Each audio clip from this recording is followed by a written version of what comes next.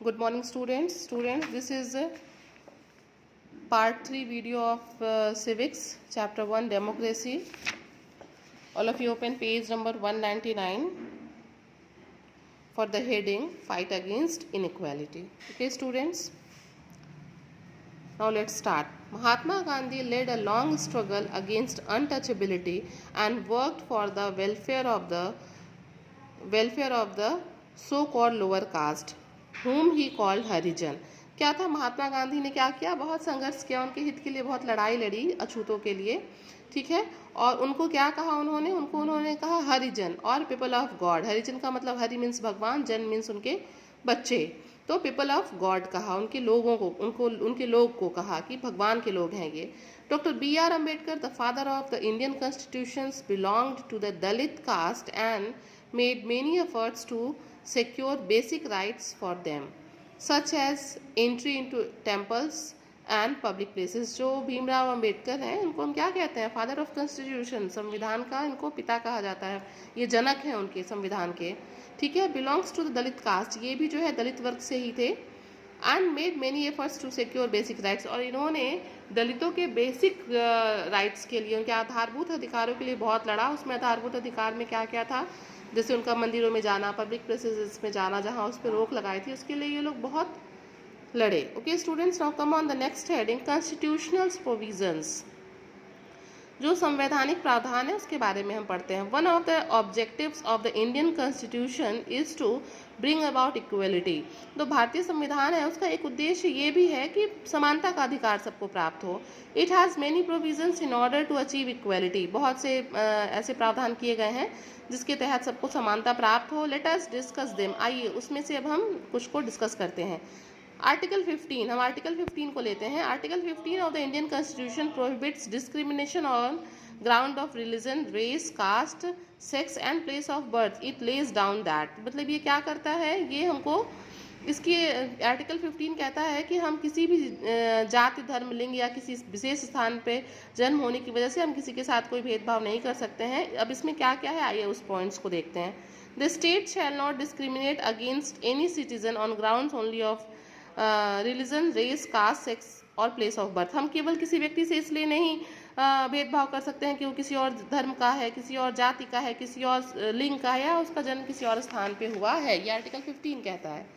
No citizen shall on ground of religion, race, caste, sex, place of birth or any of them be subject to any disability, liberty, restrictions and conditions with regard. मतलब इसके आधार पे भी हम किसी से भेदभाव नहीं कर सकते. उसमें क्या क्या पॉइंट्स आता है?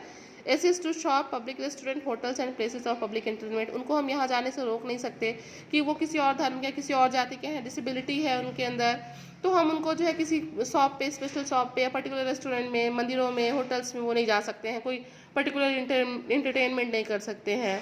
The use of wells, tanks, bathing ghats, roads and place of public resort maintained wholly or partly out of states funds or dedicated to the use of the general public. ऐसा नहीं है कि वो वही जाति, धर्म, लिंग और उनके जन्म के स्थान के आधार पे हम उनको इन चीज़ों से दूर नहीं रह सकते कि वो यहाँ से पानी नहीं भरेंगे, उस टैंक से पानी नहीं भरेंगे, इस होटल रिजॉर्ट में नहीं रुक सकते हैं, वो इस सड़क का या किसी भी जनरल पब्लिक प्लेस का वो यूज़ नहीं कर सकते. इसके आधार पे हम उनके साथ कोई भेदभाव नहीं कर सकते हैं. अब हम आइए, आर्टिकल 15 के तहत था. आर्टिकल 16 में हम देखते हैं क्या है.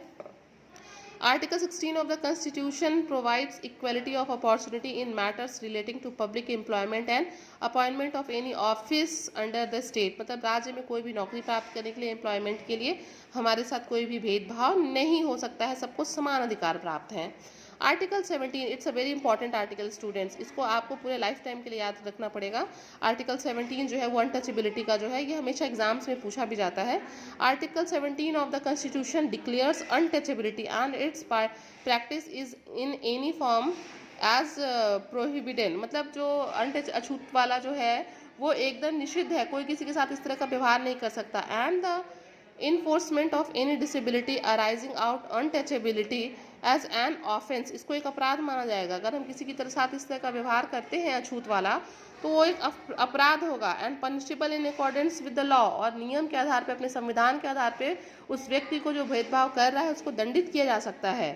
The government has also passed laws to ensure that people with disabilities are given equal opportunities government ने ये भी इस नियम को भी पारित किया कि अगर कोई डिसेबिलिटी है, कोई दिव्यांग व्यक्ति है, तो उसको भी समान अधिकार प्राप्त होंगे। इन 1955 the disabilities act was passed. 1955 में जो है ये डिसेबिलिटी एक्ट जो है वो पारित हुआ by the government of India, भारतीय गवर्नमेंट के द्वारा, which states that person which disabilities have equal rights. जो ये बताता है कि जो व्यक्ति जो है वो डिसेबल व्यक्ति है, जो दिव्यांग है, उसको भी समान अधिकार प्राप्त है। The government has tried to implement the equality that is guaranteed in the constitutions through many programs or schemes to help the unprivileged sections. Here are a few.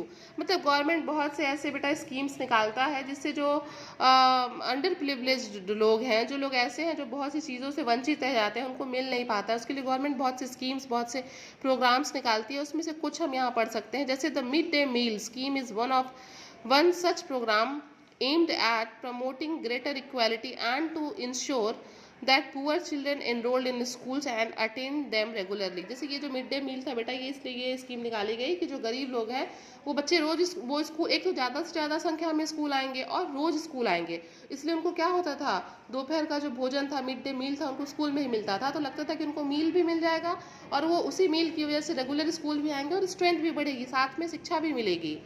Some states have cheap housing schemes so that the underprivileged can afford to buy homes। क्या है, कुछ राज्य जो है वो बहुत सस्ते में जो है मकान भी, उनको आवास की जो योजना है वो भी दी है कि जो लोग घर से वंचित हैं उनको जो है घर भी मिल सके। The NREGA provides employment to poor people in need of job. NREGA क्या करता है बेटा, गांव के लोगों को कुछ उसमें डेज है कि इतने दिन वो जो है नरेगा मजदूरों को काम देगा ही देगा, और पर डे की उसकी मजदूरी भी काफ़ी ठीक ठाक है। Okay students, Now come on the next and the last heading, issue of equality in other countries। दूसरे countries में क्या है, various forms of inequality still existed in many countries all over the world। अगर हम पूरे दुनिया को भी देखें तो भी बहुत तरह की जो असमानताएं हैं वो पूरी दुनिया में व्याप्त हैं। In the United States of America, the African Americans were subjected to gross inequalities. अगर हम देखें तो अफ्रीकन अमेरिकन जो है उनके साथ बहुत ही घोर असमानता, आपको पता है ना, ब्लैक एंड वाइट्स का वहीं हुआ था, ठीक है। After a long struggle and agitation against unequal laws and practices led by leaders such as Rosa Parks and Martin Luther King, the Civil Rights Act was passed in 1964। हम लोग को पता है मार्टिन लूथर किंग और रोसा parks ने बहुत संघर्ष किया और उसके बाद जो है सिविल राइट एक्ट जो है वो पारित हुआ। According to this act, discrimination on the basis of race, religion and nationality was prohibited. इसके बाद जो है ये जो जब एक्ट पारित हो गया सिविल राइट एक्ट, उसके बाद वहाँ पे थोड़ा सा जो भेदभाव था वो कम हुआ। Martin Luther King received the Nobel peace prize for leading the civil right movement. इस मूवमेंट को, सिविल राइट मूवमेंट को आगे बढ़ाने के लिए, उसका प्रतिनिधित्व करने के लिए मार्टिन लूथर किंग को जो वो नोबेल प्राइज भी मिला था students. Okay, laws and practice that began in the USA, और ये कहाँ हुआ था, यूएसए में हुआ था इन 1950s में। तो वहाँ पे जो है कुछ जो काले लोग थे उनके साथ जो भेदभाव था वो थोड़ा कम हो गया। Students, now the chapter is over, and one thing I want to make you clear that there are 3 videos of this chapter। Okay students, this is my advice to you कि once you all just go through the videos together, एक साथ आप सारे videos को पढ़िए, पहले part 1 पढ़िए, फिर part 2 पढ़िए, फिर part 3 पढ़िए, तब आपको ये chapter समझ में आएगा। I tried to make one video but some technical problem was there in the phone। मैं चाहती हूँ कि कोई भी chapter जो है वो 1 video में complete हो जाए, बट कुछ प्रॉब्लम्स थी जिसकी वजह से ये जो चैप्टर था वो हमारा 1 वीडियो में कंप्लीट नहीं हो पाया। But for next chapter I will try to complete in 1 video only. एक वीडियो से मुझे लगता है कि एक वीडियो रहता है तो ये जो है समझने में आसानी होती है। Now all of you just go through the video and try to understand the chapter nicely। Okay students, and one more thing students, this is your homework। One case study is given over here on page number 200, ठीक है, flight of the lower caste. इसको आप एक बार अच्छे से पढ़िएगा, ठीक है। This is the homework from my side. Okay students, now thank you, all of you stay your home and stay safe. Thank you.